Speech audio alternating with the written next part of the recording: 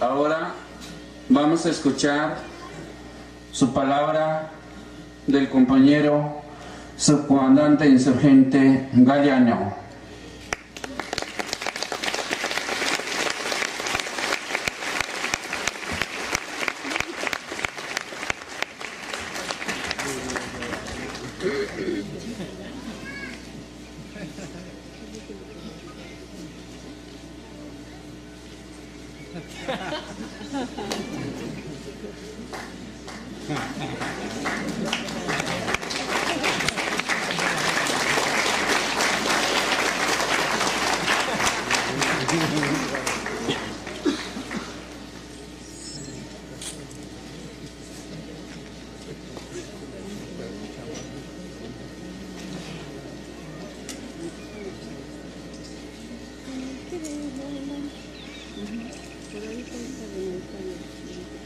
Buenas tardes. Yo no iba a venir, pero como dicen que Villoro anda aquí, entonces vine a ver si...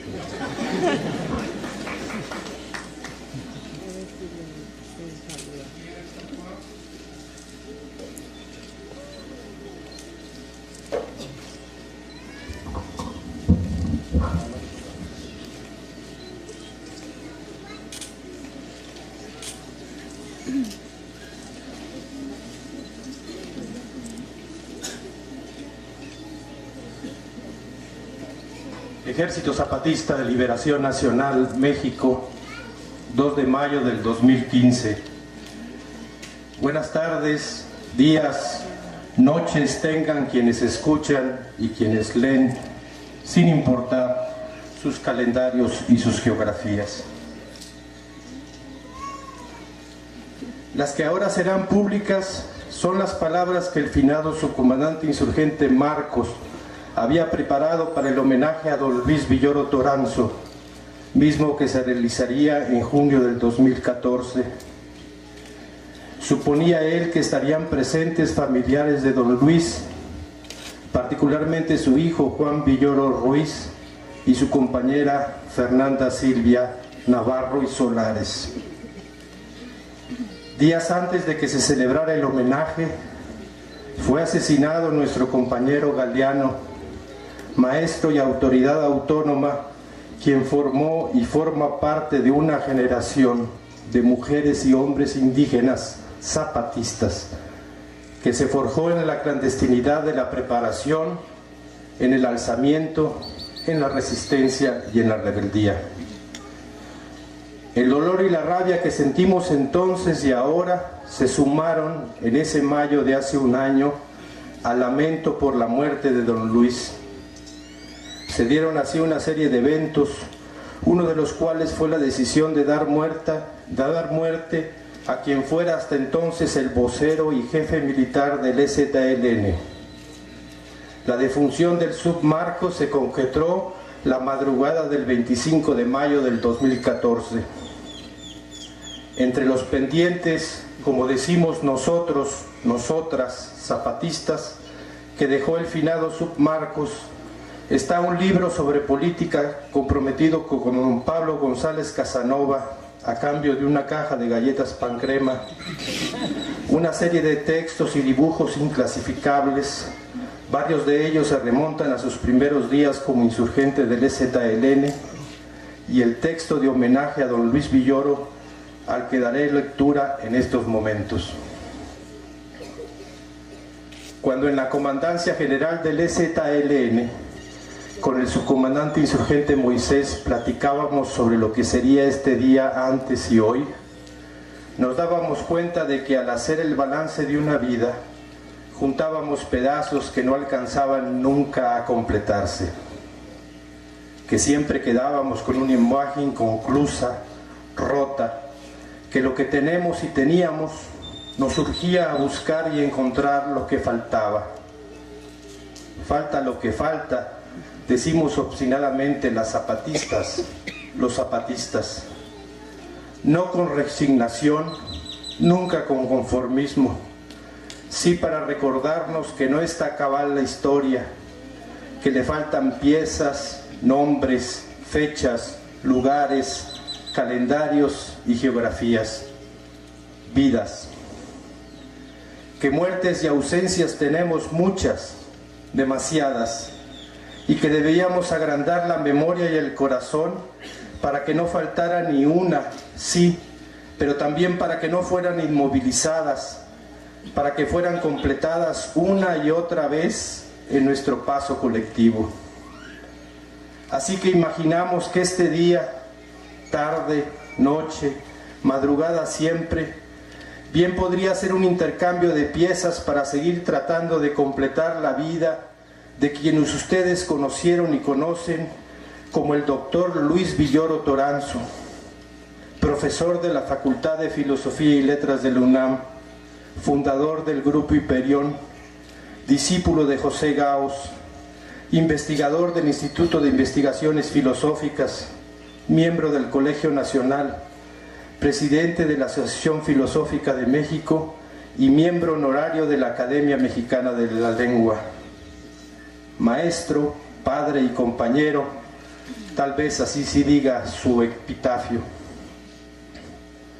Hay compas, mujeres, hombres y otroas, quienes tienen un lugar especial entre nosotros, nosotras, zapatistas del EZLN. No ha sido un regalo o un donativo. Ese lugar especial lo ganaron con un empeño y dedicación que está lejos de reflectores y templetes. Por eso, cuando se marchan irremediablemente, no hacemos eco del ruido y el polvo que suele levantarse con su muerte. Esperamos.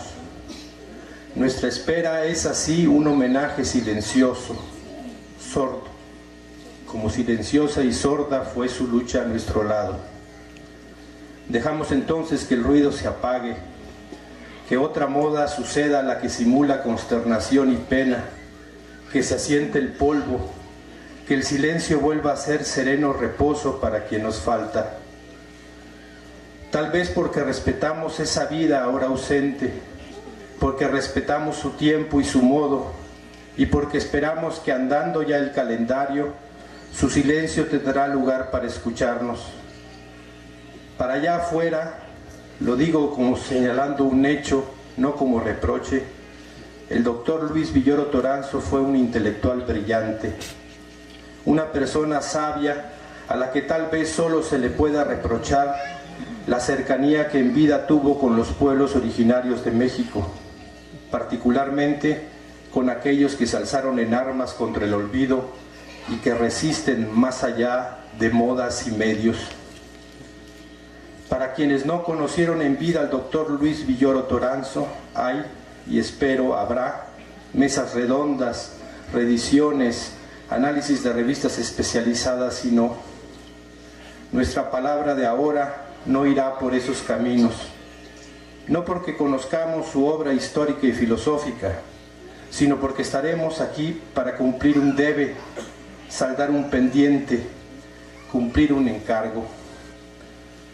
Porque ustedes allá afuera conocen a Luis Villoro Toranzo como un pensador brillante, pero nosotros, zapatistas, conocemos como... ¿Cómo? Sabemos que tenemos solo una de tantas piezas y hemos venido aquí a este homenaje para entregarle a quienes compartieron y comparten sangre e historia con él una pieza que creemos no solo no tenían, sino que tal vez ni siquiera imaginaban. La historia acá abajo, del lado zapatista, tiene muchos cuartos cegados, compartimentos estancos en los que las vidas de diferentes se cumplen con aparente indiferencia y en los que solo la muerte derrumba los muros para que miremos y aprendamos de la vida que ahí transcurrió y hagamos, ¿cómo decirlo?, una permuta, un intercambio de lugares. Al abrir el compartimento, al derribar el cuarto muro, al asomarnos dentro, hacemos un cambalache. Esta muerte al museo, esta vida a la vida. Compartimentos estancos, he dicho. Nuestro modo de lucha implica esta cuota de anonimato que solo para algunos de nosotros es deseable. Tal vez después haya oportunidad de volver sobre esto. Ya escucharán al subcomandante insurgente Moisés hablarles a nuestras compañeras y compañeros de las comunidades zapatistas una parte de lo que fue don Luis Villoro Toranzo en nuestra lucha. La inmensa mayoría de ellas y ellos no lo conocían, no lo conocieron. Y así como él, tenemos compañeras, compañeros y compañeroas de los que se ignora su existencia. Este súbito saber que tuvimos compañeros y compañeras que ni siquiera sabíamos que existían hasta que ya no existen, es algo que no es nuevo para nosotras, nosotros, zapatistas. Tal vez es nuestro modo que al nombrar la vida de quien falta, lo hacemos existir de otro modo, como si fuera nuestro modo de traer al colectivo al indígena zapatista Galeano antes, a don Luis Villoro ahora. Nuestro modo de apurarlos, de apremiarlos, de gritarles, ¡hey! Nada de descanso, de traerlos de vuelta y que sigan en la lucha, la chamba, el jale, el trabajo, el camino, la vida. Pero no es una vida la que les voy a relatar, tampoco, es cierto, se trata de una muerte. Es más, no les vengo a contar nada. Vengo a dibujarles un contorno más o menos definido, más o menos nítido, de una pieza de un rompecabezas gigantesco, terrible, maravilloso. Y lo que les voy a contar les sonará fantástico. Tal vez mi hermano bajo protesta de él, claro, Juan Villoro, adivine después en mis palabras apenas una hebra de una madeja absurda y compleja, más cercana a la literatura que a la historia.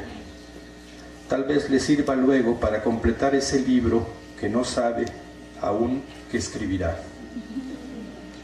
Tal vez Fernanda intuya la irrupción de un concepto que parecía ausente, señalando un hueco cuya satisfacción daría un vuelco teórico a todo un pensamiento. Tal vez le sirva luego para iniciar la reflexión que ahora no sabe que emprenderá. No lo sé, tal vez él, ella, quienes no están, simplemente lo archiven en la carpeta de la H, de homenaje, de herida, de humano, de hidra, de había una vez. Debo ser, por razones de seguridad, propositivamente impreciso en la geografía y el calendario, pero era madrugada y era el cuartel general del Ejército Zapatista de Liberación Nacional. Tal vez una breve descripción de la Comandancia General Zapatista desilusione a más de una UNOA. No hay un mapa gigantesco con luces policromadas o alfileres de colores cubriendo una de las paredes. No hay modernos equipos de radiocomunicación con voces en muchas lenguas. No hay un teléfono rojo, ni de ningún color, pero bueno. No hay una moderna computadora con múltiples pantallas empeñadas en cifrar y descifrar la vertiginosa estática de la Matrix cibernética. Lo que hay es un par de mesas, 2 o 3 sillas, algunas tazas con restos de café frío, papeles mal arrugados, ceniza de tabaco, humo, mucho humo. A veces hay también un tazón de palomitas rancias, pero solo en caso de que se requiera un trueque con algún ser insólito, porque no lo van a creer, pero lo que en otros lados se llama juicio por combate, acá se llama atáscate que hay lodo. No me extenderé en este peculiar modo de resolver las disputas judiciales entre seres que están más que alejados de la jurisprudencia real o de ficción. Baste decir que el tazón con palomitas rancias tiene su razón de ser. Puede haber, no es siempre, es cierto, una computadora portátil y una impresora.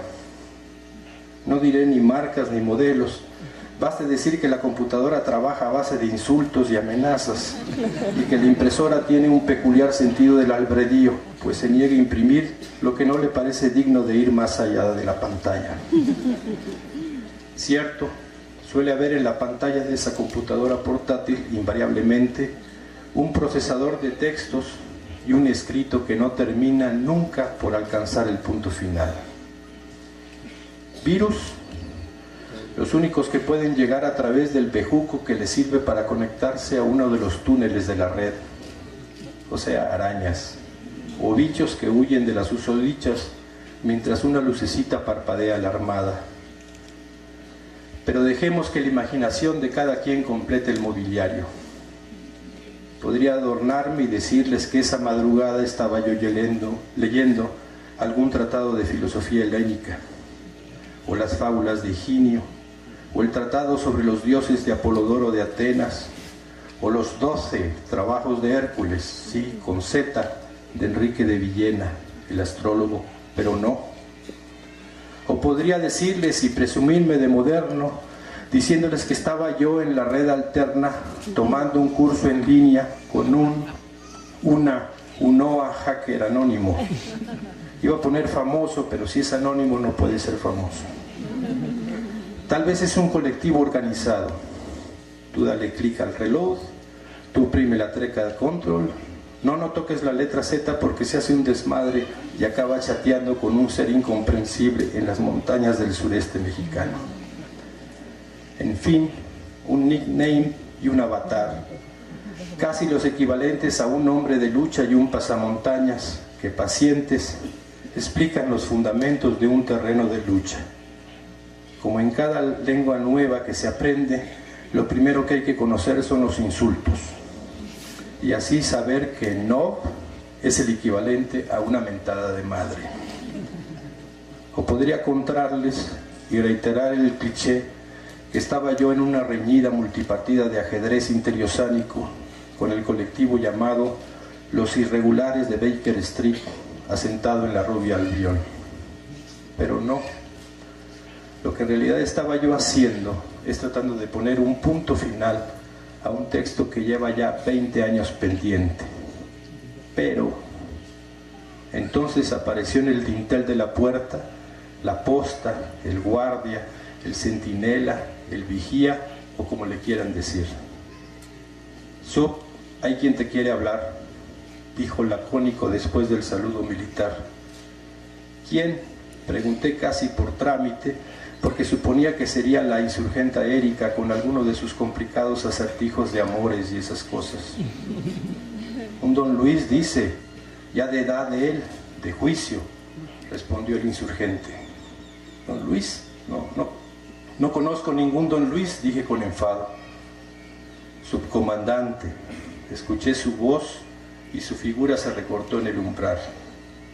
El guardia alcanzó a balbucear. Se metió sin avisar, le dije que esperara, no obedeció. Ajá, no obedeció, como de por sí. Déjalo, le dije al vigía y nos dimos un abrazo con don Luis Villoro Toranzo, nacido en Barcelona, Cataluña, Estado español, el 3 de noviembre del año de 1922. Le ofrecí una silla.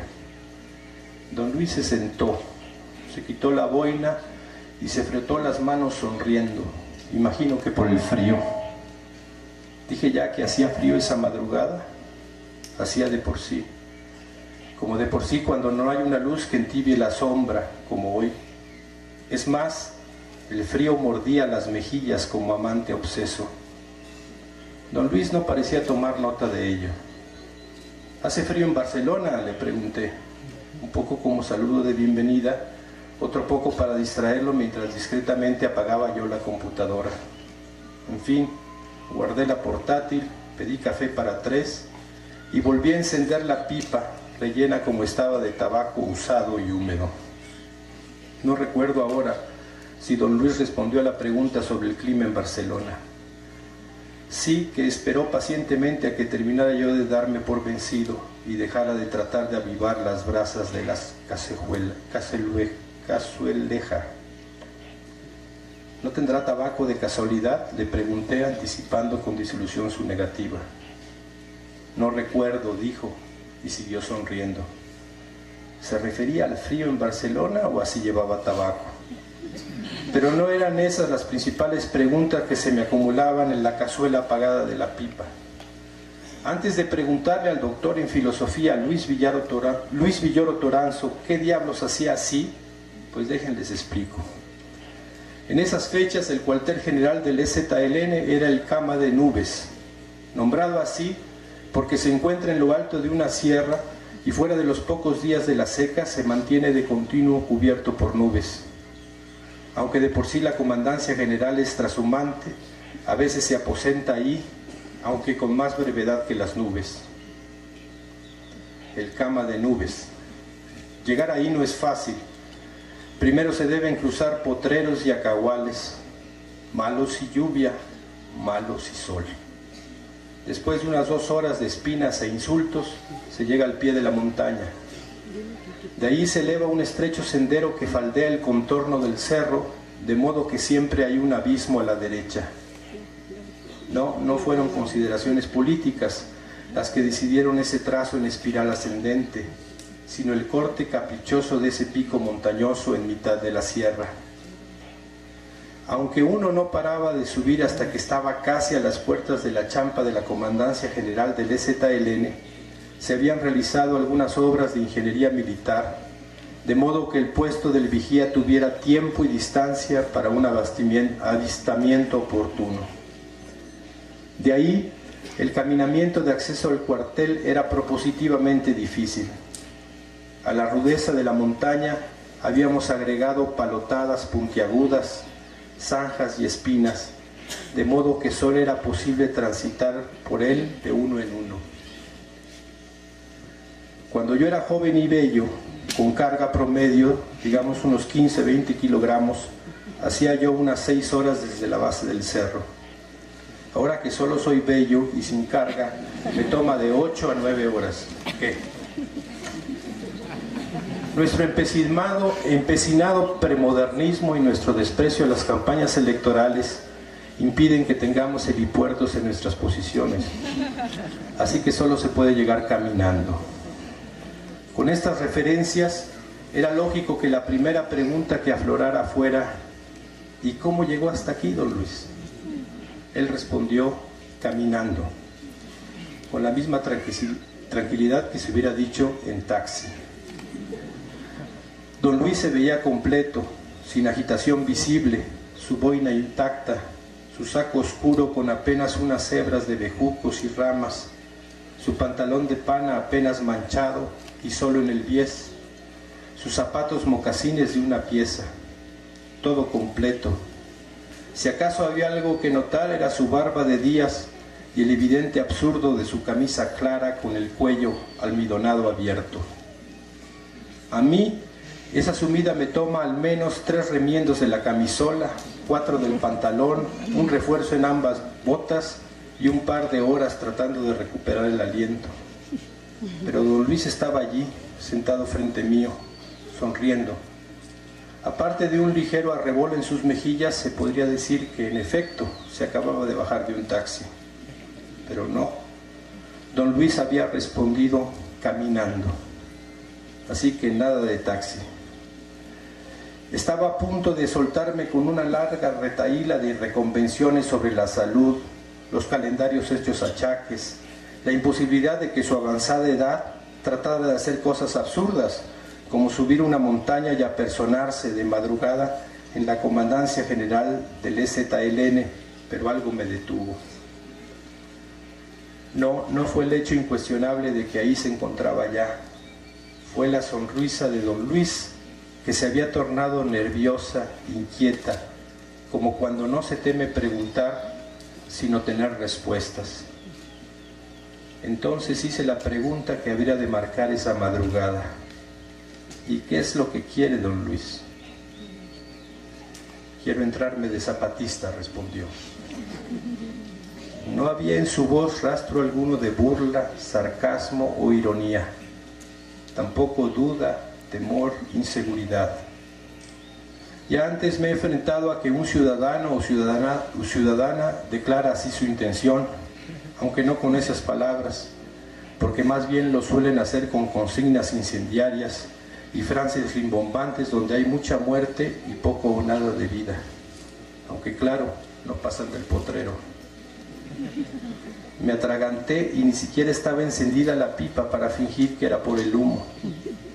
Resignado ante la falta de tabaco seco, me limité a mordisquear la boquilla. Quiero entrarme de zapatista, dijo.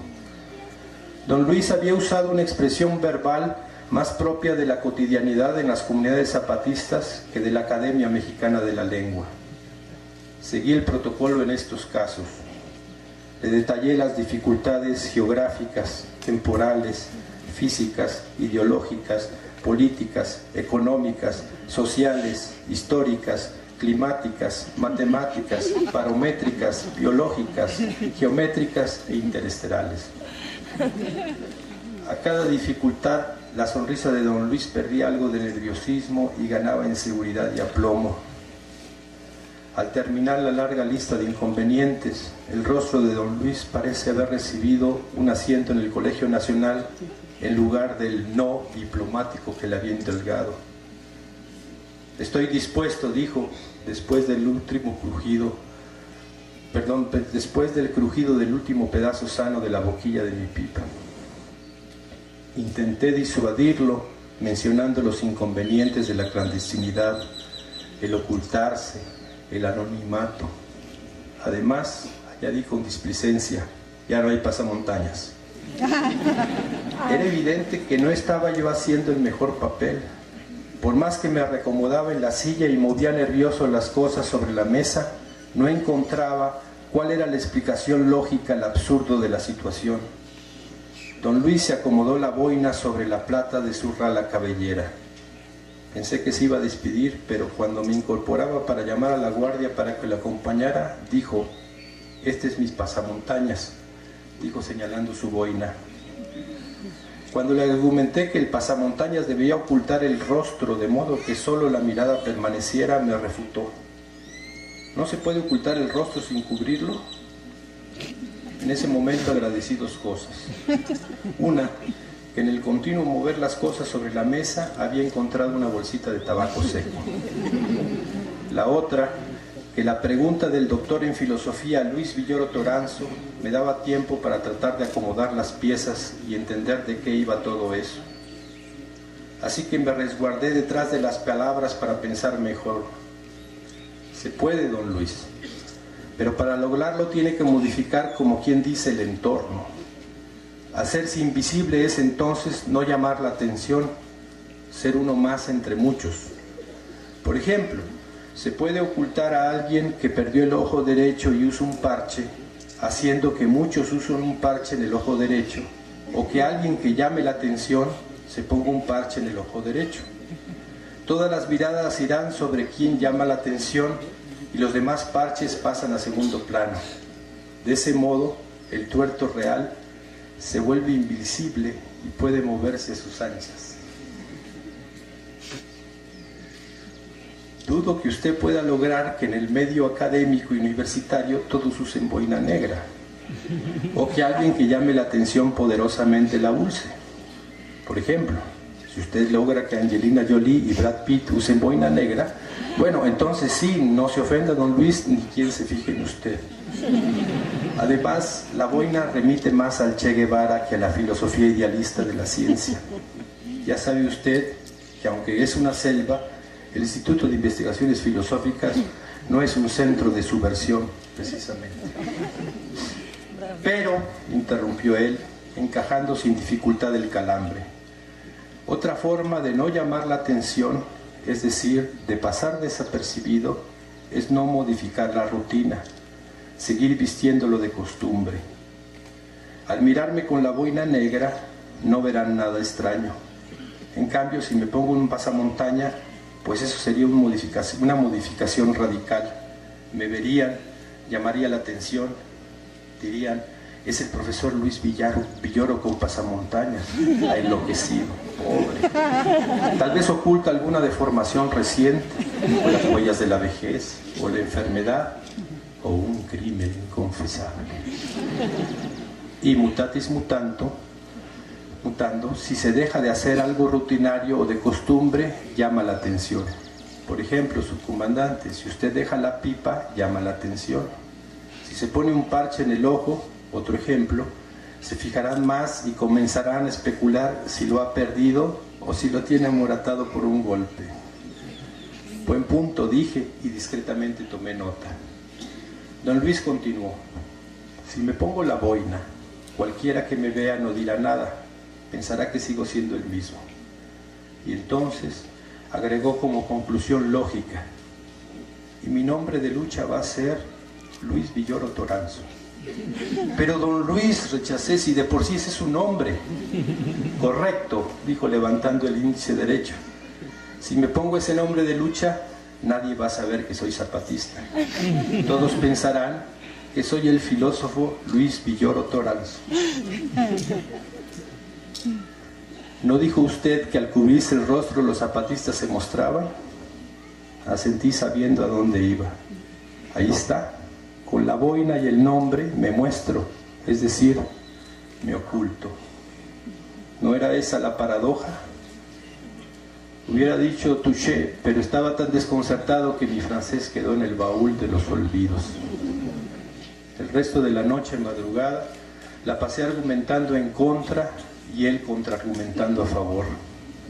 Déjenme decirles que hay que reconocerlo, su razonamiento lógico era impecable y con gracia y buen humor sorteaba una y otra vez las trampas falaces con las que suelo hacer tropezar a los más renombrados intelectuales.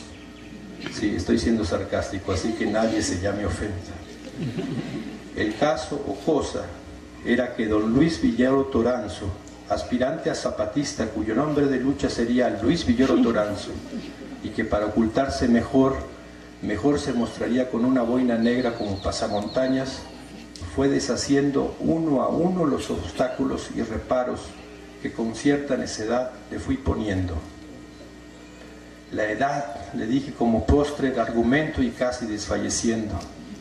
Él remató con: si mal no recuerdo, usted, su comandante, alguna vez señaló que el límite era un segundo antes del postrer suspiro.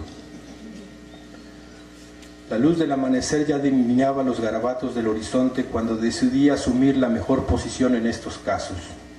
Alegué demencia. Mire, don Luis, si por mí fuera, claro, sería un honor, claro, pero no a mí me corresponde, claro, aceptar o rechazar una solicitud de alta en el ZLN, claro. Yo soy, claro, digamos que el sinodal, claro, pero quien califique es otro, claro. Además de ahí sigue el responsable local, claro, el regional, claro, el comité, claro, y la Comandancia General del Ejército Zapatista de Liberación Nacional, claro. ¿Por qué mejor no se va usted a su casa y yo le avisaré cuando sepa algo?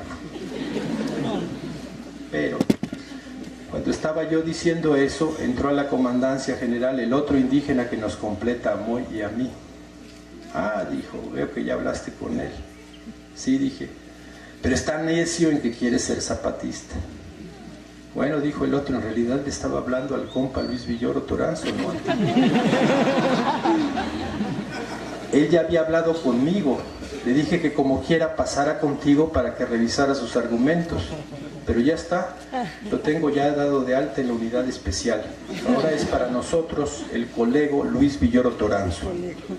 Ya le expliqué que por nuestro modo le diremos solo don Luis, así que creo que solo falta darle la bienvenida y asignarle su trabajo. El ya compañero zapatista Luis Villoro Toranzo se puso de pie y con admirable prestancia, en posición de firme, saludó al oficial. ¿Y cuál será el trabajo que se le asignará? Alcancé a preguntar en medio de la bruma de mi confusión.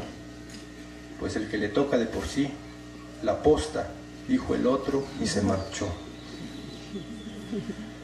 Casi podría aventurar que Juan, Fernanda y quienes ahora me escuchan y me leerán después han recibido estas palabras como una más de las fantásticas historias que pueblan las montañas del sureste mexicano, remontadas una y otra vez por escarabajos, niños y niñas irreverentes, fantasmas, gatoperros, lucecitas titilantes y otros absurdos. Pero no, es hora ya de que sepan que don Luis Villoro Toranzo se dio de alta en el EZLN una madrugada de mayo, hará ya muchas lunas. Su nombre de lucha fue Luis Villoro Toranzo, y en la comandancia general del EZLN lo conocíamos como Don Luis, por razones de brevedad y eficacia. El lugar fue en el cuartel general Cama de Nubes, donde dejó guardada su camisola marrón para los regresos en los que concurrió varias veces antes de fallecer. ¿Qué más puedo decirles?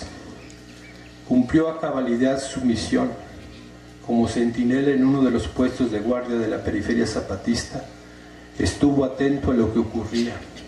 Con el rabillo del ojo del pensamiento crítico, se percató de cambios y movimientos que para la inmensa mayoría de la intelectualidad autodenominada progresista pasaron desapercibidos. Producto de la alerta del caracol a su cargo, ustedes escucharán y algunos más leerán en estos días las reflexiones que sobre esos cambios y movimientos hemos hecho. Un regalo al estilo zapatista. Fue otra madrugada. Don Luis, el entonces teniente coronel y hoy subcomandante insurgente Moisés y yo, habíamos iniciado la plática como a las 1700, hora del frente de combate suroriental. Como a las 2100, el ahora submoy se disculpó porque tenía que retirarse a checar las posiciones circundantes. El modo de debatir de don Luis tenía su particularidad. Donde otros manotean y alzan la voz, él sonríe con vaga ausencia. Donde otros argumentan consignas, él dice un disparate. Solo por darse tiempo, me decía a mí mismo. Por lo regular esas pláticas semejaban a encuentros de esgrima, aunque sobre decirlo, las más de las veces me vi derribado. Así sucedió cierta vez. Don Luis entonces rió y soltó, derribado pero no destruido. Yo me reincorporé con palabras, haciéndole ver que sería mal visto que un filósofo neopositivista cite, queriéndolo o no, la segunda carta del apóstol Pablo a los Corintios. Y él, sonriendo taimado, y se vería peor que un jefe zapatista identificara la cita. Entonces se puso de pie y recitó dramático, que estamos atribulados en todo, mas no angustiados, en apuros, mas no desesperados, perseguidos, mas no desamparados, derribados, pero no destruidos. Y luego, dirigiéndose a mí, y me extraña que no haya señalado que se trata del capítulo 4, versículos 8 y 9. Aún dolorido por la paliza argumentativa repuse, siempre he pensado que ese texto más parece comunicado zapatista describiendo la resistencia que parte del Nuevo Testamento. ¡Ah, la resistencia zapatista!, exclamó con entusiasmo. Y luego, ¿sabe, su comandante? Ustedes deberían abrir una escuela. No una, muchas, le dije. Deben haber sido los años 2005-2006. Años antes, don Luis se había dado de alta en nuestras filas y en ese entonces las juntas de buen gobierno se empeñaban en las necesidades de salud y educación en las zonas, regiones y comunidades. Don Luis precisó entonces, no me refiero a esas escuelas. Claro, hay que abrir muchas de ellas, ni dudarlo. Yo hablo de una escuela zapatista, no una donde se enseñe zapatismo, sino una donde se muestre el zapatismo. Una donde no se impongan dogmas, sino que se cuestione, se pregunte, se obligue a pensar. Uno cuyo lema sea, ¿y tú qué? En realidad la idea de don Luis no era original. Ya antes la habían esbozado con enunciados distintos Pablo González Casanova y Adolfo Gili. Pero nuestra idea no era ni es enseñar, tampoco mostrar, sino provocar. Y el ¿y tú qué? No buscaba recibir una respuesta, sino incitar una reflexión. En fin, prosigo. La discusión pasó a ser plática, de la misma forma en que un torrente alcanza una planada en su serpenteo y se convierte en un plácido fluir. Plácido sí, pero imparable. Ya era madrugada. La guardia nocturna nos avisó que Moy seguía ocupado y nos ofreció café. A mi mirada, don Luis respondió con un gesto afirmativo. No sé realmente si don Luis tomaba café siquiera, siempre dejó su taza sin tocar. Entonces lo achaqué al calor de la plática. Ahora se me ocurre que nunca le pregunté siquiera si acostumbraba a beberlo. Uno podría suponer, claro, filósofo, claro. Café es para un filósofo como un apellido indeseable. O tal vez lo tomaba. Estamos en Chiapas, pues. Venir a Chiapas y no tomar café es como ir a Sinaloa y no comer chilorio. Como ir a Hamburgo y no zamparse una hamburguesa. Como ir a la realidad y no toparse con idem. El asunto es que sin darnos apenas cuenta, estábamos hablando de regalos. Imagine cuál sería el regalo perfecto, propuso. El más sorpresivo, respondí sin pensar. No, el que no pudiera ser agradecido, reviró. O el que no fuera regalo, contraataqué. ¿Cómo?, preguntó intrigado. Como por ejemplo un enigma o una pieza de rompecabezas. O sea, un regalo sin razón de ser. Si no hay una razón, aumenta la sorpresa, dije. Cierto, pero para quien lo da, podría ser un regalo el no poder ser agradecido por el regalo, dijo como para sí mismo. Conforme se hacía más revuelta la argumentación lógica, más pensaba yo que don Luis se estaba cansando, pero no, estaba animado y tenía la mirada brillante como si me levanté y le toqué la frente. No dije nada, solo me dirigí a la puerta y le avisé a la posta, que venga la compañera de sanidad. Don Luis tenía fiebre. La insurgente de sanidad recomendó antipirético, un baño de agua fría y mucho líquido. Don Luis no se opuso a nada, pero en cuanto se retiró la compañera me dijo, basta con un poco de descanso, y se durmió. 2 días estuvo así, apenas despertándose para comer e ir al baño. Ya repuesto del todo, me dijo que debía retirarse. Me recomendó que releyera sus informes de vigilancia y se despidió. Antes de cruzar el dintel de la puerta, sin voltear a verme y más bien para sí mismo, murmuró: eso, un regalo que no se puede agradecer. Sería muy zapatista. Se colocó la boina, me dijo algo más y se fue.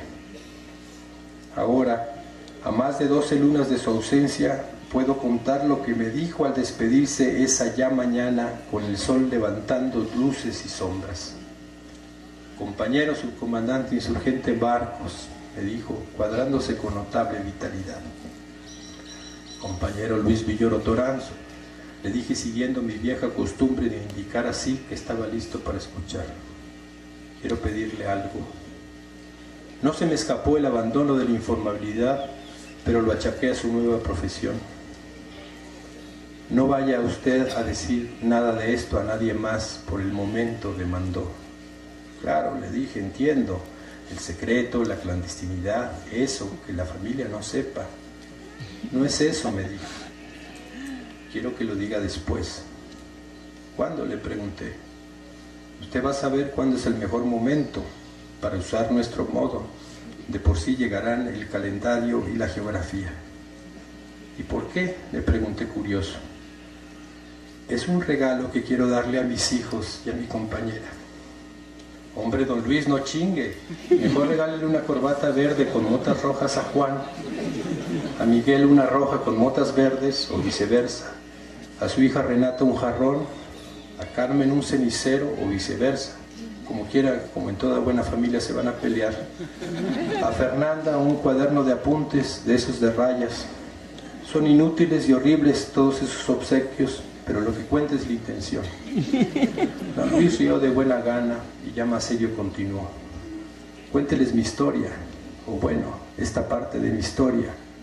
Entonces ellos y ellas entenderán que no me escondí de ellos, solo lo guardé como regalo, porque el encanto de los regalos es que son una sorpresa, ¿no cree usted? Dígales que les regalo este pedazo de mi vida. Dígales que se los oculté no como se esconde un crimen, sino como se guarda un regalo. Mire muchas cosas se dirán de mi vida, algunas buenas, algunas malas, pero esta parte, creo, les desarreglará todo, pero no con pena y dolor, sino con la alegre travesura de ese viento fresco que tanta falta nos hace cuando la pena de la ausencia y los grises de la seriedad y la formalidad y los nombramientos se convierten en piedra y epitafio. ¿Está bien, don Luis?, le dije, pero no descarte lo de las corbatas, el cardón, el cenicero y el cuaderno de apuntes. Se marchó sonriendo. Así que Juan, Fernanda, familiares de don Luis Villoro Toranzo, durante años guardé como secreto este pedazo del amplio rompecabezas que fue la vida de don Luis. No esa vez, sino después, cuando la rabia y el dolor nacían del cuerpo masacrado del compa maestro zapatista Galiano, fue que entendí el por qué retener esa pieza de su vida. No era que él se los ocultara porque le diera vergüenza, ni porque temiera que lo delataran con el enemigo de 1000 cabezas, o porque así evitara que trataran de disuadirlo.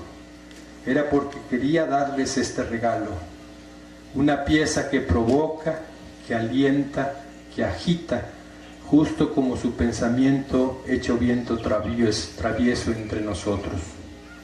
Una pieza más de la vida de don Luis, la pieza que se llamó Luis Villoro Toranzo, el zapatista del ZLN. Cayó y cayó en el cumplimiento de su deber, cubriendo la posición de centinela en este mundo absurdo, terrible y maravilloso que es el que nos empeñamos en construir. Sé bien que dejó un legado de libros y brillante trayectoria intelectual, pero también me dejó estas palabras para que hoy yo se las dijera, porque hay secretos que no avergüenzan, sino enorgullecen, porque hay secretos que son regalos y no afrentas. Ahora, y solo ahora, cuando les entrego estas hojas, podrán leer cómo se titula este texto en el que viene envuelto con mis torpes palabras la pieza del rompecabezas que se llamó Luis Villoro Toranzo, el zapatista. Vale, salud y reciban de todos y todas nosotros el abrazo que les dejó guardado con nosotros el compa zapatista don Luis. Desde las montañas del sureste mexicano y ahora bajo tierra, subcomandante insurgente Marcos, México, 2 de mayo del 2014, hecho público el 2 de mayo del 2015.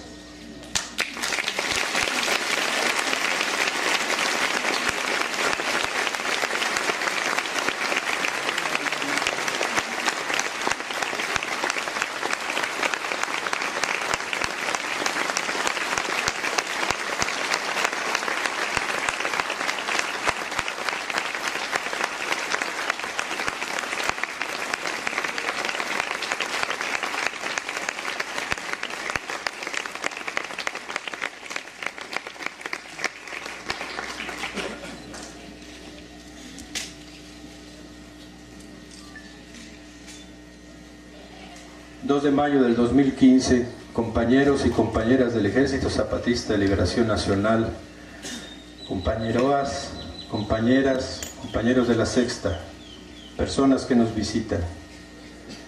Me toca ahora hablarlo al compañero maestro zapatista Galiano, hablarlo para que en la palabra viva, hablárselos para que tal vez así entiendan nuestra rabia. Y decimos maestro zapatista Galiano porque ese era el puesto o la posición o el trabajo que tenía el compañero cuando fue asesinado.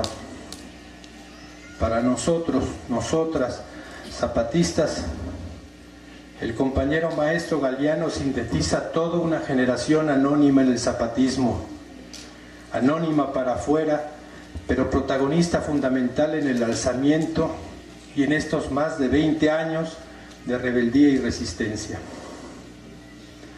La generación que siendo joven estuvo en las llamadas organizaciones sociales y conoció la corrupción y la falsedad que nutre a sus dirigentes.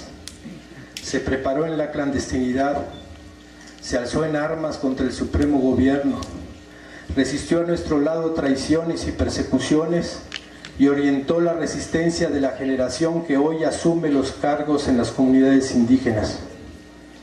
La muerte violenta, absurda, implacable, cruel, injusta, lo alcanzó con el cargo de maestro. Un poco después, y lo hubiera alcanzado como autoridad autónoma. Algún tiempo antes lo hubiera tocado como orientador. Antes de eso hubiera la muerte matado al miliciano.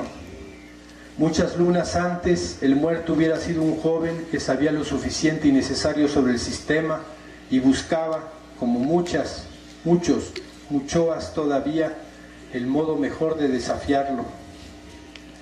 Hace un año, un trío de periodistas de paga, adocenados por el gobierno de Hilario Velasco y su podrida corte, levantaron una mentira en torno a su asesinato. Quien tomó las fotos lastimeras de los supuestos golpes, cuidadosamente vendados de los asesinos, como premio fue a pasear a Nueva York otras fotos mercenarias.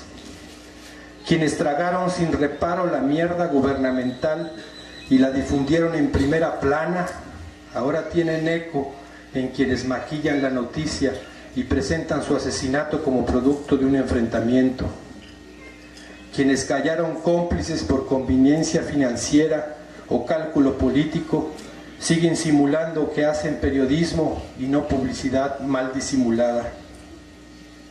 No muchos días antes de este que nos convoca, leímos en la prensa de paga que la heroica, abnegada, profesional e impoluta Policía del Distrito Federal en México tuvo un enfrentamiento, así dijeron, con un grupo de personas invidentes.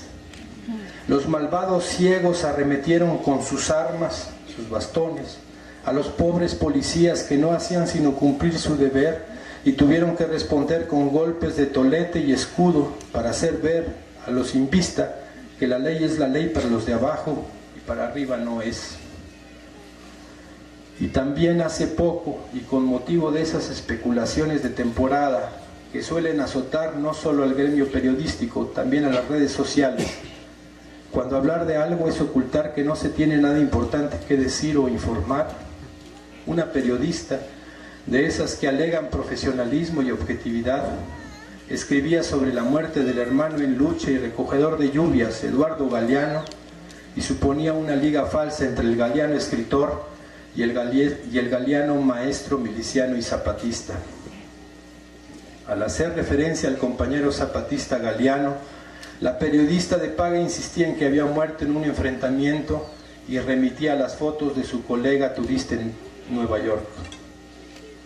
Señalo que es una periodista no por misoginia, sino por lo siguiente.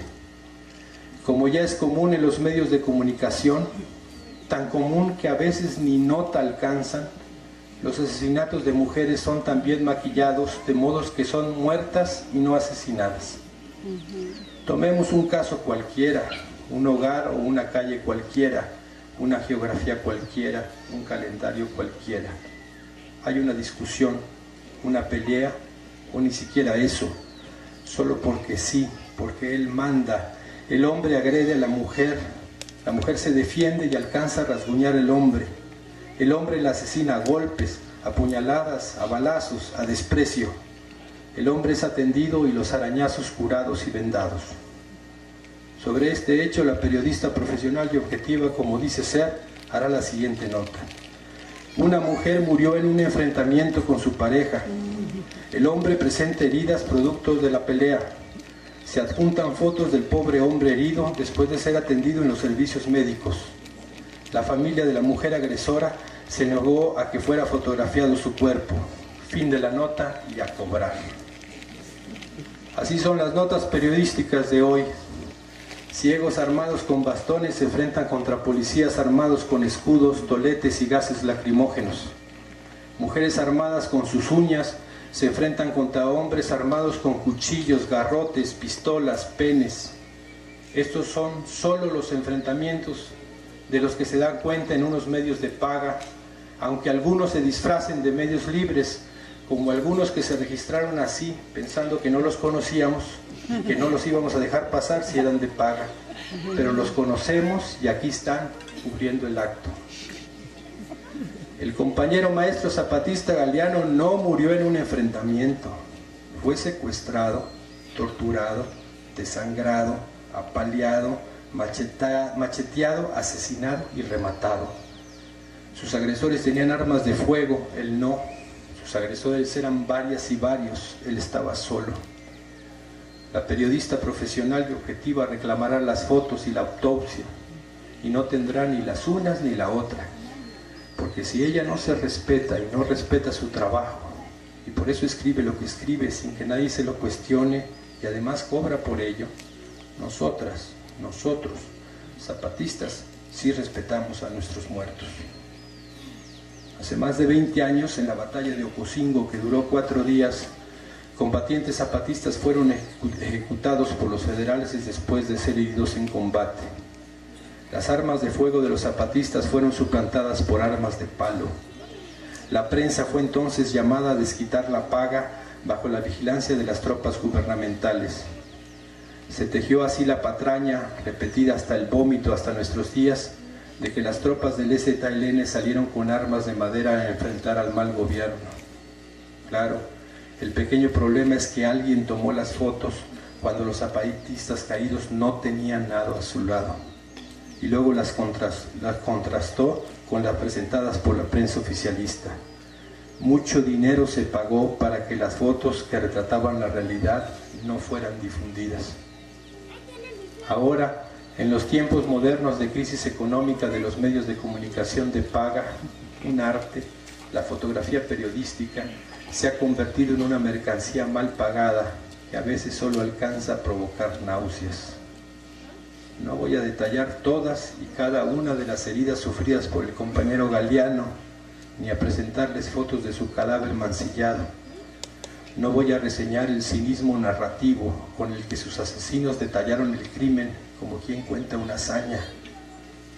Tiempo habrá de pasar, las confesiones de los verdugos serán conocidas, se sabrán con detalle las torturas, los festejos que hacían con cada gota de sangre, la borrachera de la muerte cruel, la euforia posterior, la cruda moral y etílica de los siguientes días, la culpa persiguiéndolos, la justicia alcanzándolos.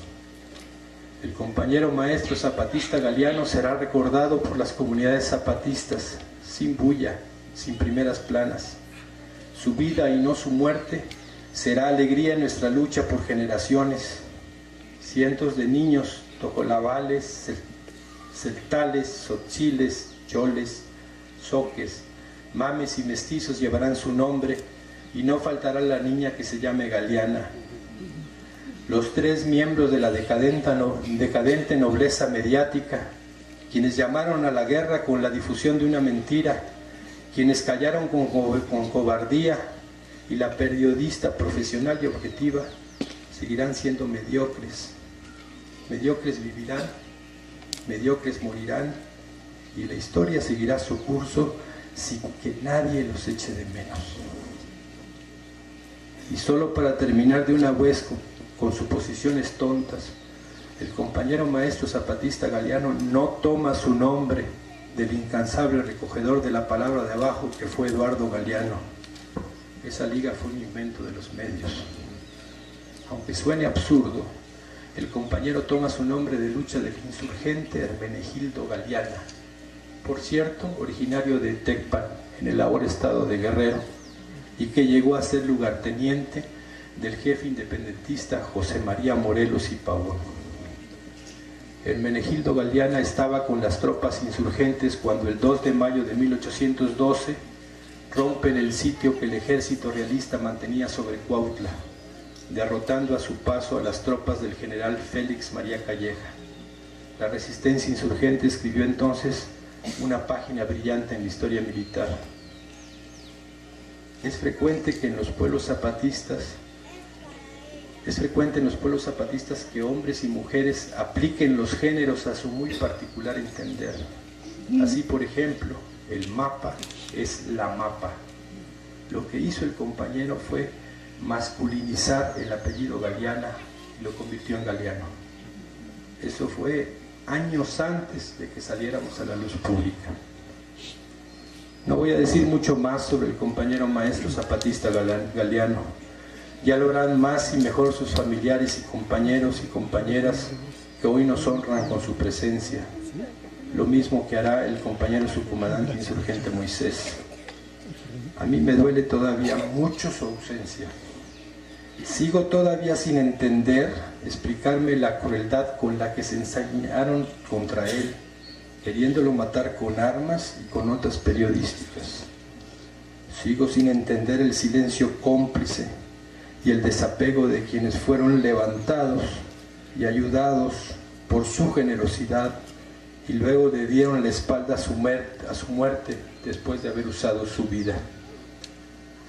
Por eso creo que puesto que es su vida lo que levantamos, es mejor que sea el compañero Galeano quien les hable. Los siguientes fragmentos que les leeré provienen del cuaderno de apuntes del compañero Galeano. El cuaderno con estos y otros escritos fue entregado a la Comandancia General del EZLN por la familia del compañero que nos hace falta hoy. Se supone que se empieza a escribir en el año de 2005 y los últimos escritos son del año 2012. Va. Para todos los que lean esta brillante historia y para que algún día mis hijos y mis compañeros no digan se esfumó. Escribo mis acciones y pasos en la lucha, pero también soy crítico porque también conocerán mis errores para no caer en ellos. Pero eso no quiere decir que no soy un compañero. Bueno, voy a empezar desde mi vida joven y civil antes. Cuando yo tenía como 15 años, yo siempre participé en trabajos y acciones de una organización llamada Unión de Ejidos de la Selva. También sabía yo que estaba explotado porque el peso de la pobreza que caía sobre mis quemados hombros bastaba para darme cuenta de que la explotación aún existía y que de algún día aparecería alguien para levantarnos y mostrarnos el camino para guiarnos. Bueno, como les dije en el principio, participé en un recorrido que hicimos, un número ilegible, de indígenas para tratar de intercambiar ideas de trabajos productivos. Así se llamó ese programa que hicieron nuestros asesores de esa llamada unión en la que nosotros militábamos. Bueno, para mí me sirvió para aprender muchas cosas. En primer lugar, me di cuenta cómo nos trataron de engañarnos esos mentados asesores.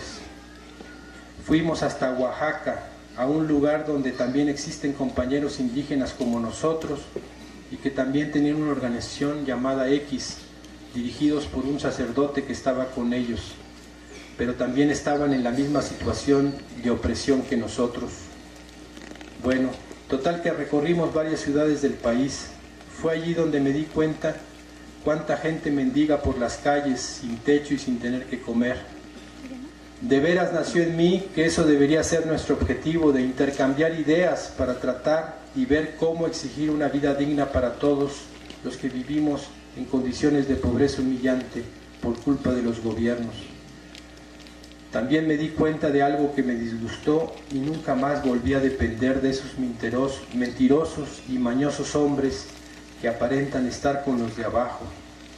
Ellos hacían todos estos movimientos para enriquecerse a costillas de nosotros, los pendejos de esos tiempos que creíamos en esa mañosa y falsa idea. ¿Por qué digo esto? Pues ya verán cómo estaba la cosa. Resulta que ellos promovían programas de gobierno para engañarnos y luego nosotros engañar a nuestra gente de nuestras comunidades. En ese recorrido, el gobierno dio un apoyo de 7 millones de pesos, que en ese tiempo era un gran dineral, porque se hablaba de miles y no ahora que se habla de pesos. En ese entonces nos dijeron que el gobierno había dado 7,000 millones, pero que no nos iban a dar todo, nada más 3 millones, y el resto iba a servir para los siguientes recorridos. Y nunca más supimos dónde se fue ese dinero. Claro, no nos informaron, pero ese dinero le quedó a los mentados asesores. Y mientras nosotros comíamos totopo con un pequeño pedazo de queso allá en Oaxaca y dormíamos en el corredor de la presidencia de Ixtepec, Oaxaca, y ellos, ¿dónde estaban? Pues verán ustedes, ellos dormían en buenos hoteles y comían en buenos restaurantes. Y así regresamos para Chiapas. Llegamos en el puerto Arista.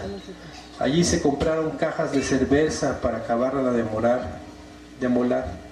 Cuando se terminó, dizque los 3 millones que tenían los nombrados para llevar los gastos, nos dijeron que íbamos a tener que comer galletas y refrescos porque ya no había dinero. Pero yo sabía que no era cierto, que los representantes en llevar la cuenta nos hacían creer que todo había terminado, pero es que ellos ya habían hecho un acuerdo con esos güeyes asesores. Y yo les dije que se hicieran un recuento para ver si era cierto que se había acabado ese dinero. Pero no se aceptó mi propuesta, y lo que pasó es que me dijeron que ahí había terminado el recorrido en Motocintla. Me dieron 40,000 pesos de entonces para regresarme a mi casa, porque ya habían hecho la cuenta que era lo que yo iba a gastar en pasajes hasta Margaritas y luego para la realidad, que ya viera cómo hacerle. Estuvo cabrón. 40,000 pesos de los viejos que Salinas convirtió hasta hoy en día en 40 pesos nuevos. Y así regresé a mi pueblo todo triste y encabronado a la vez. Fue cuando en el 89 conocí a un verdadero asesor, a un hombre que se hacía pasar como un humilde chambeador vendedor de loros. Él y yo casi éramos amigos, pero a pesar de que ya nos conocíamos, nunca me había dicho quién era y qué era lo que realmente quería y hacía. Muchas veces nos encontramos en el Cerro Quemado, platicábamos y yo veía que llevaba mochila pinta, como le llamamos nosotros, y envueltas llevaba sus herramientas de trabajo. Eso era lo que mi amigo me decía. ¿A cuántas gentes como yo sabían el cuento de mi amigo sin saber la realidad que estaba por verse? ¿Cuántas mentiras decía mi amigo en aquel tiempo? Mentiras para hacer verdad, mentiras para hacer realidad, mentiras verdaderas. Era mi cuate, yo tan torpe que no entendía lo que estaba pasando. Hasta que un día me topé nuevamente con mi amigo, pero esta vez ya no estaba vestido de humilde chambeador, ni cargaba mochila pinta y tampoco llevaba jaula de loros. ¿Qué era lo que llevaba entonces? Verán, pues allí estaba mi amigo, mi cuate, todo de negro y café, con mochila y zapatos y un arma en los hombros. Resulta que mi amigo era un valiente guerrillero y soldado del pueblo. Me quedé sorprendido y me regresé todo triste y aún sin comprender lo que allí está pasando. Eso fue mi error, no entender rápido lo que aquel hombre quería.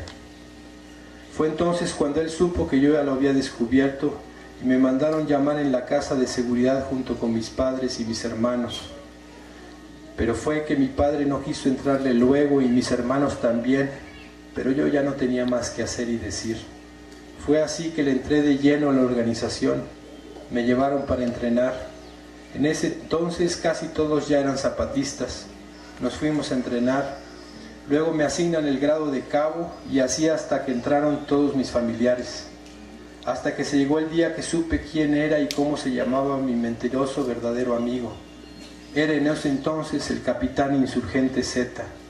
Allí estaba ese hombre que tuvo que recorrer todos los pueblos indios de Chiapas, todas sus montañas, ríos y cañadas. Caminaba de noche como guerrillero, de día como el más humilde buscador de trabajo y sembrando paso a paso la semilla de la libertad hasta que creció y dio frutos. Qué grande fue su sufrimiento, pero qué lindos frutos cosechó y se llevó. Y se ganó con orgullo el grado de mayor por su inteligencia y valiente acción y preparación. Pero no solo él estaba. Había otro gran y valiente hombre e inolvidable revolucionario en la historia de nuestra clandestinidad, el llamado y querido subcomandante insurgente Pedro, el tío, llamado así respetuosamente por todos los compañeros de nuestra lucha, querido por todos porque era un verdadero ejemplar que compartió su sabiduría revolucionaria. Fue un verdadero maestro en disciplina y compañerismo. Ejemplar porque él decía que él saldría al frente en los combates y si era necesario morir por nuestro pueblo, lo haría. El día 28 de diciembre del año de 1993, me dijo el compañero Pedro, te vas para Margaritas para comprar gasolina y unas baterías que nos hacen falta. Dile al compañero Alfredo que lleve el amigo, o sea, el carro de la comunidad, pero no le digas que va a empezar la guerra. Y yo me fui. Operamos maíz desgranado para disimular con el chofer, porque era de emergencia la salida y así no sospechara lo que estaba por verse. Pero él ya lo sabía, pero como chisme, que la guerra iba a empezar, y preguntaba. Pero yo no le conté nada, esa era la orden, y cumplí a pesar de que era mi compadre. Ni a mis padres informé de lo que iba a pasar, porque ellos ya vivían en Margaritas. Caminamos viajando toda la noche y todo el día.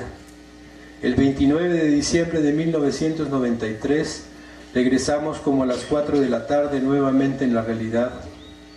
Ya había cumplido yo mi primera misión. Me reporté y me dijo: prepárate porque nos vamos a pelear. En media hora tendremos a los policías de las Margaritas rendidos. Y allí se quedó por siempre grabado. Así otras hazañas del subcomandante insurgente Pedro. Y permanece hasta la fecha el día 30 de diciembre del 93, salida a Margaritas. También hubo muchos accidentes en el camino. Fue increíble el avance de nuestras tropas. Sin que el enemigo se diera cuenta, avanzábamos como fantasmas en medio de la oscura noche, solo iluminada por los faros de los carros y autobuses zapatistas. Antes de las Margaritas hay un lugar, antes de Zaragoza. Cerca ya de ese poblado, se repartió cada uno con su trabajo revolucionario. Primer grupo, tomar la presidencia.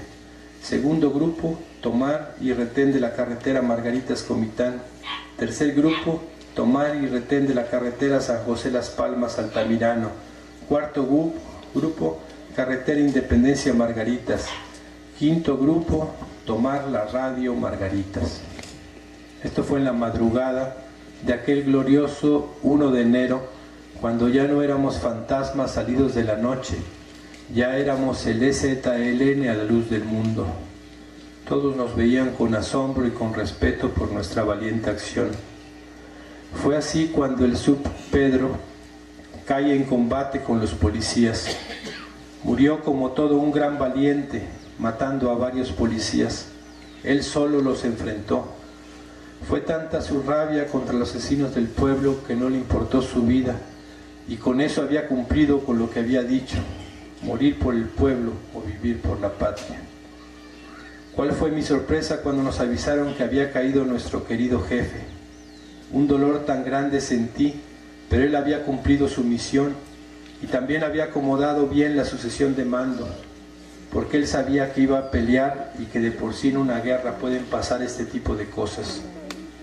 Fue cuando toma el mando y otra vez se ve la acción de este valiente guerrillero, mi amigo, el mayor insurgente Z. Así que nuestras misiones, a pesar de la dolorosa caída de nuestro gran jefe, ya eran dirigidas por el mayor insurgente Z. Un grupo fue y tomó la finca del general Absalón Castellanos Domínguez y fue tomado prisionero y traído preso hasta las montañas para después hacerle un juicio por todos los crímenes cometidos durante su gobierno, pues él era el autor intelectual de los mismos. A pesar de todo lo que cargaba, de lo culpable y de ser un asesino de tantos niños, mujeres y ancianos en Huololchán, se le respetan sus derechos como prisionero de guerra. En ningún motivo se le torturó, al contrario, lo que comía la tropa se le daba también a él.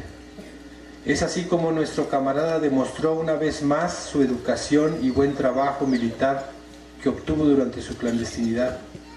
El respeto por la vida de los que caen prisioneros en una guerra debe ser respetado, y se recuerda a todos los que leen nuestra historia que el respeto se gana respetando a los de abajo, pero también a los de arriba, pero si muestran respeto hacia los de abajo. En las Margaritas me tocó hacer retén en la carretera Margaritas-San José Las Palmas. De allí nos trasladamos para la carretera Margaritas-Comitán. Allí estuvimos el día 1 de enero toda la noche hasta que llegó otra orden de ir para tomar el almacén de la CONASUPO, que estaba en Espíritu Santo.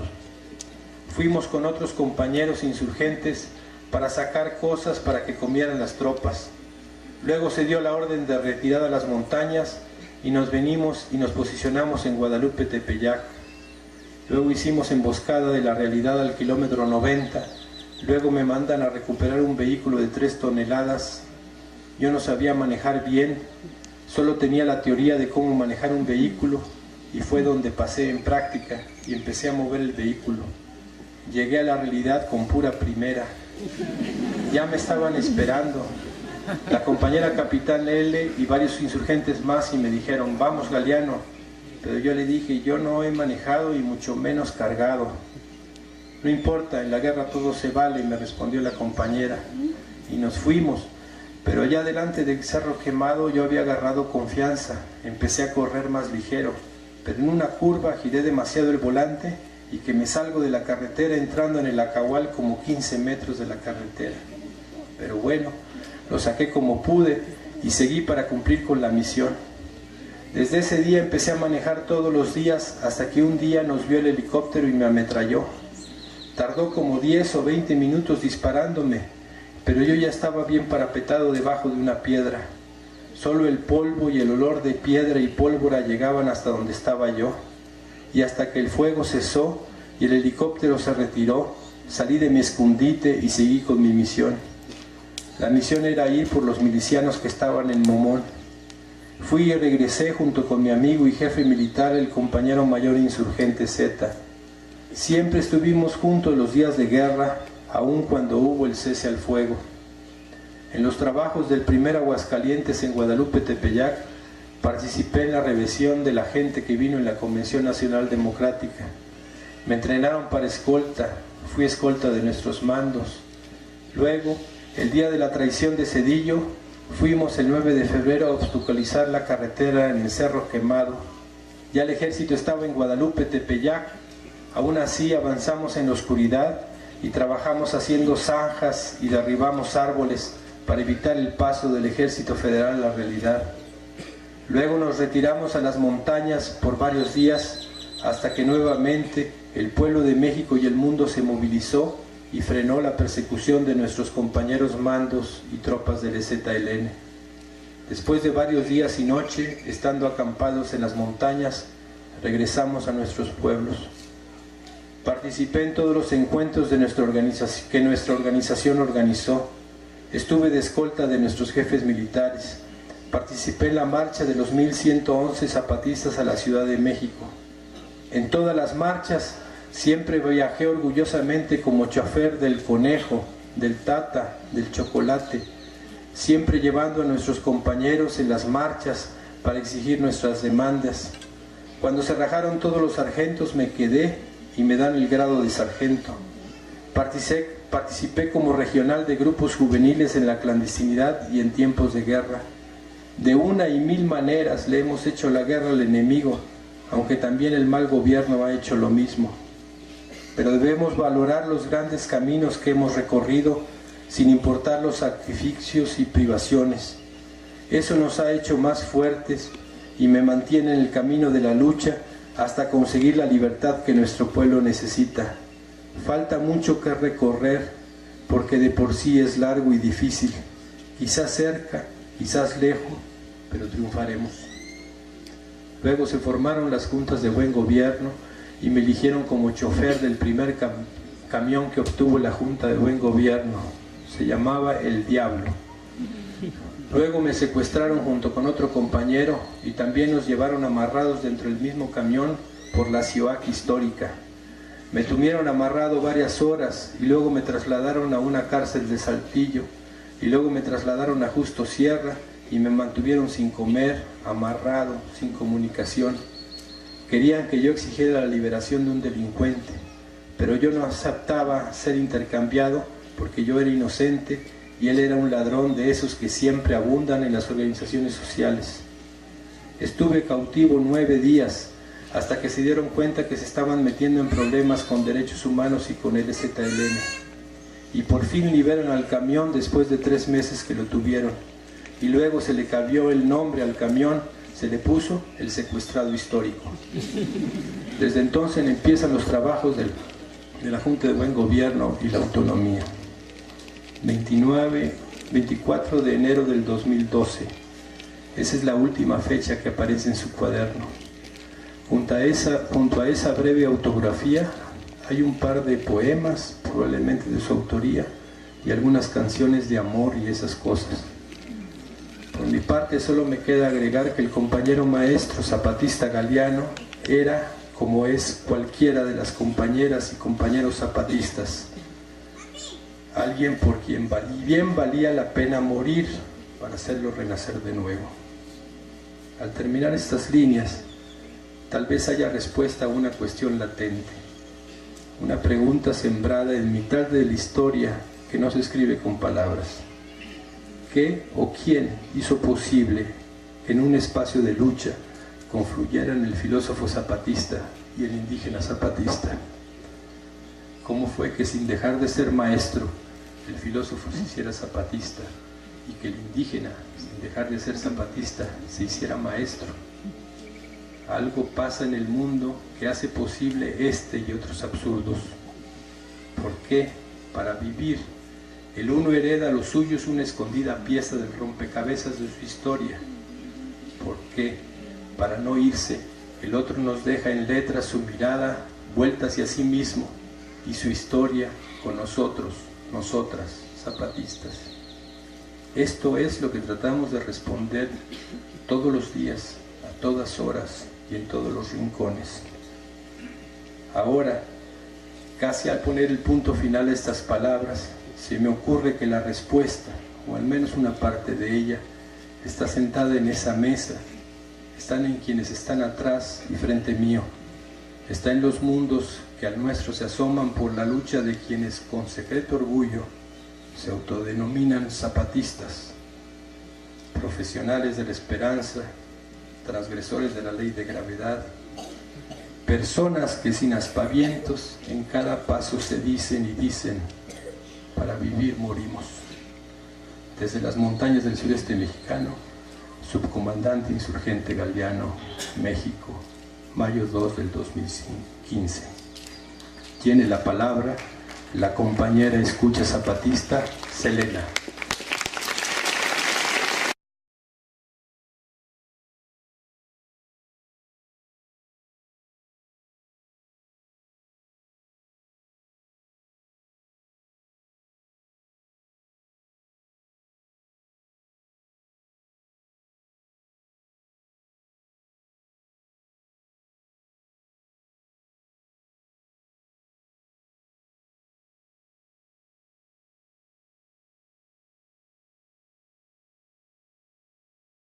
Padre y compañero, tal vez así sí diga su epitafio. Hay compas, mujeres, hombres y otroas, quienes tienen un lugar especial entre nosotros, nosotras, zapatistas del EZLN. No ha sido un regalo o un donativo. Ese lugar especial lo ganaron con un empeño y dedicación que está lejos de reflectores y templetes. Por eso, cuando se marchan irremediablemente, no hacemos eco del ruido y el polvo que suelen levantarse con su muerte. Esperamos. Nuestra espera es así un homenaje silencioso, sordo, como silenciosa y sorda fue su lucha a nuestro lado. Dejamos entonces que el ruido se apague, que otra moda suceda a la que simula consternación y pena, que se asiente el polvo, que el silencio vuelva a ser sereno reposo para quien nos falta. Tal vez porque respetamos esa vida ahora ausente, porque respetamos su tiempo y su modo, y porque esperamos que andando ya el calendario, su silencio tendrá lugar para escucharnos. Para allá afuera, lo digo como señalando un hecho, no como reproche, el doctor Luis Villoro Toranzo fue un intelectual brillante, una persona sabia a la que tal vez solo se le pueda reprochar la cercanía que en vida tuvo con los pueblos originarios de México, particularmente con aquellos que se alzaron en armas contra el olvido y que resisten más allá de modas y medios. Para quienes no conocieron en vida al doctor Luis Villoro Toranzo, hay, y espero habrá, mesas redondas, reediciones, análisis de revistas especializadas, sino nuestra palabra de ahora no irá por esos caminos, no porque conozcamos su obra histórica y filosófica, sino porque estaremos aquí para cumplir un debe, saldar un pendiente, cumplir un encargo. Porque ustedes allá afuera conocen a Luis Villoro Toranzo como un pensador brillante, pero nosotros, zapatistas, conocemos como... ¿Cómo? Sabemos que tenemos solo una de tantas piezas y hemos venido aquí a este homenaje para entregarle a quienes compartieron y comparten sangre e historia con él una pieza que creemos no solo no tenían, sino que tal vez ni siquiera imaginaban. La historia acá abajo, del lado zapatista, tiene muchos cuartos cegados. Compartimentos está ausente, señalando un hueco cuya satisfacción daría un vuelco teórico a todo un pensamiento. Tal vez le sirva luego para iniciar la reflexión que ahora no sabe que emprenderá. No lo sé, tal vez él, ella, quienes no están, simplemente lo archiven en la carpeta de la H, de homenaje, de herida, de humano, de hidra, de había una vez. Debo ser, por razones de seguridad, propositivamente impreciso en la geografía y el calendario, pero era madrugada y era el cuartel general del Ejército Zapatista de Liberación Nacional. Tal vez una breve descripción de la Comandancia General Zapatista desilusione a más de unoa. No hay un mapa gigantesco con luces policromadas o alfileres de colores cubriendo una de las paredes. No hay modernos equipos de radiocomunicación con voces en muchas lenguas. No hay un teléfono rojo, ni de ningún color, pero bueno. No hay una moderna computadora con múltiples pantallas empeñadas en cifrar y descifrar la vertiginosa estática de la Matrix cibernética. Lo que hay es un par de mesas, 2 o 3 sillas, algunas tazas con restos de café frío, papeles mal arrugados, ceniza de tabaco, humo, mucho humo. A veces hay también un tazón de palomitas rancias, pero solo en caso de que se requiera un trueque con algún ser insólito, porque no lo van a creer, pero lo que en otros lados se llama juicio por combate, acá se llama atáscate que hay lodo. No me extenderé en este peculiar modo de resolver las disputas judiciales entre seres que están más que alejados de la jurisprudencia real o de ficción. Baste decir que el tazón con palomitas rancias tiene su razón de ser. Puede haber, no es siempre, es cierto, una computadora portátil y una impresora. No diré ni marcas ni modelos, baste decir que la computadora trabaja a base de insultos y amenazas y que la impresora tiene un peculiar sentido del albedrío, pues se niega a imprimir lo que no le parece digno de ir más allá de la pantalla. Cierto, suele haber en la pantalla de esa computadora portátil invariablemente un procesador de textos y un escrito que no termina nunca por alcanzar el punto final. Virus, los únicos que pueden llegar a través del bejuco que les sirve para conectarse a uno de los túneles de la red, o sea, arañas, o bichos que huyen de las susodichas, mientras bancos en los que las vidas de diferentes se cumplen con aparente indiferencia, y en los que solo la muerte derrumba los muros para que miremos y aprendamos de la vida que ahí transcurrió y hagamos, ¿cómo decirlo?, una permuta, un intercambio de lugares. Al abrir el compartimento, al derribar el cuarto muro, al asomarnos dentro, hacemos un cambalache. Esta muerte al museo, esta vida a la vida. Compartimentos estancos, he dicho. Nuestro modo de lucha implica esta cuota de anonimato que solo para algunos de nosotros es deseable. Tal vez después haya oportunidad de volver sobre esto. Ya escucharán al subcomandante insurgente Moisés hablarles a nuestras compañeras y compañeros de las comunidades zapatistas una parte de lo que fue don Luis Villoro Toranzo en nuestra lucha. La inmensa mayoría de ellas y ellos no lo conocían, no lo conocieron. Y así como él, tenemos compañeras, compañeros y compañeroas de los que se ignora su existencia. Este súbito saber que tuvimos compañeros y compañeras que ni siquiera sabíamos que existían hasta que ya no existen, es algo que no es nuevo para nosotras, nosotros, zapatistas. Tal vez es nuestro modo que al nombrar la vida de quien falta, lo hacemos existir de otro modo, como si fuera nuestro modo de traer al colectivo al indígena zapatista Galeano antes, a don Luis Villoro ahora. Nuestro modo de apurarlos, de apremiarlos, de gritarles, ¡hey! Nada de descanso, de traerlos de vuelta y que sigan en la lucha, la chamba, el jale, el trabajo, el camino, la vida. Pero no es una vida la que les voy a relatar, tampoco, es cierto, se trata de una muerte. Es más, no les vengo a contar nada. Vengo a dibujarles un contorno más o menos definido, más o menos nítido, de una pieza de un rompecabezas gigantesco, terrible, maravilloso. Y lo que les voy a contar les sonará fantástico. Tal vez mi hermano bajo protesta de él, claro, Juan Villoro, adivine después en mis palabras apenas una hebra de una madeja absurda y compleja, más cercana a la literatura que a la historia. Tal vez le sirva luego para completar ese libro que no sabe aún qué escribirá.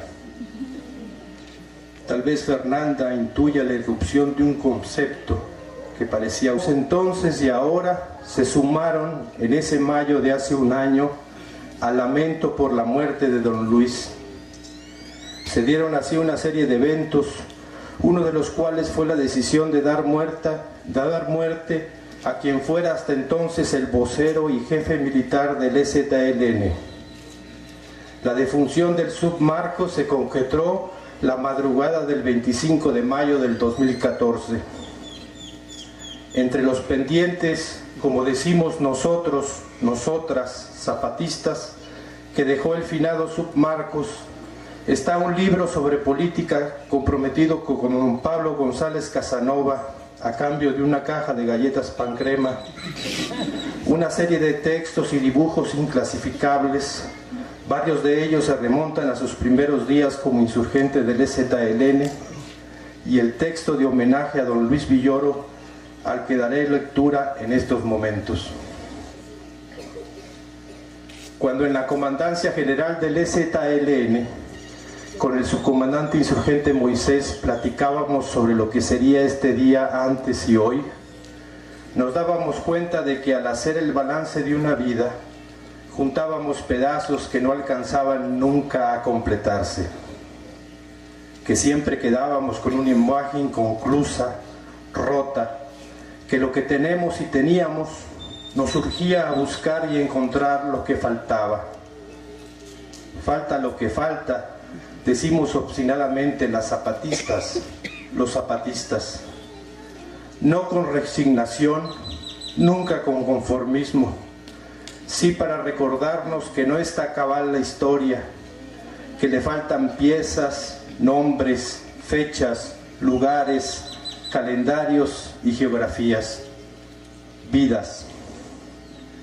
Que muertes y ausencias tenemos muchas, demasiadas, y que debíamos agrandar la memoria y el corazón para que no faltara ni una, sí, pero también para que no fueran inmovilizadas, para que fueran completadas una y otra vez en nuestro paso colectivo. Así que imaginamos que este día, tarde, noche, madrugada siempre, Bien podría ser un intercambio de piezas para seguir tratando de completar la vida de quienes ustedes conocieron y conocen, como el doctor Luis Villoro Toranzo, profesor de la Facultad de Filosofía y Letras de la UNAM, fundador del Grupo Hiperión, discípulo de José Gauss, investigador del Instituto de Investigaciones Filosóficas, miembro del Colegio Nacional, presidente de la Asociación Filosófica de México y miembro honorario de la Academia Mexicana de la Lengua. Maestro,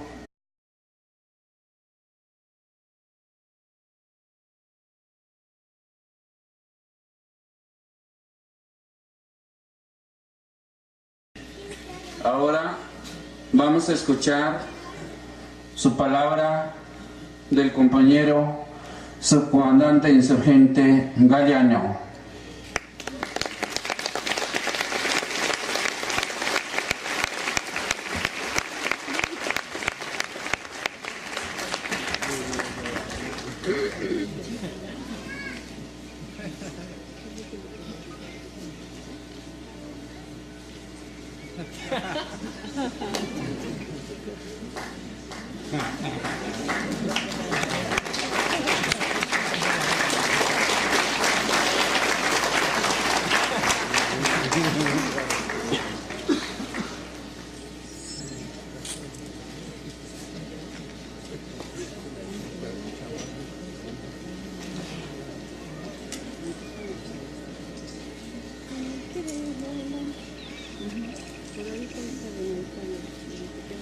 Buenas tardes. Yo no iba a venir, pero como dicen que Villoro anda aquí, entonces vine a ver si...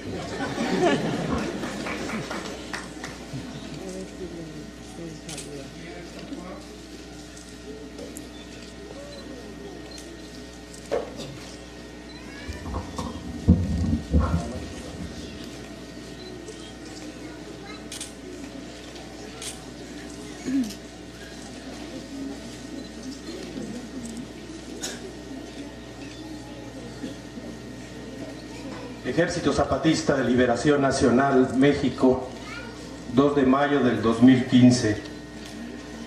Buenas tardes, días, noches tengan quienes escuchan y quienes leen, sin importar sus calendarios y sus geografías. Las que ahora serán públicas son las palabras que el finado subcomandante insurgente Marcos había preparado para el homenaje a don Luis Villoro Toranzo, mismo que se realizaría en junio del 2014. Suponía él que estarían presentes familiares de don Luis, particularmente su hijo Juan Villoro Ruiz y su compañera Fernanda Silvia Navarro y Solares. Días antes de que se celebrara el homenaje, fue asesinado nuestro compañero Galeano, maestro y autoridad autónoma, quien formó y forma parte de una generación de mujeres y hombres indígenas zapatistas que se forjó en la clandestinidad de la preparación, en el alzamiento, en la resistencia y en la rebeldía. El dolor y la rabia que sentimos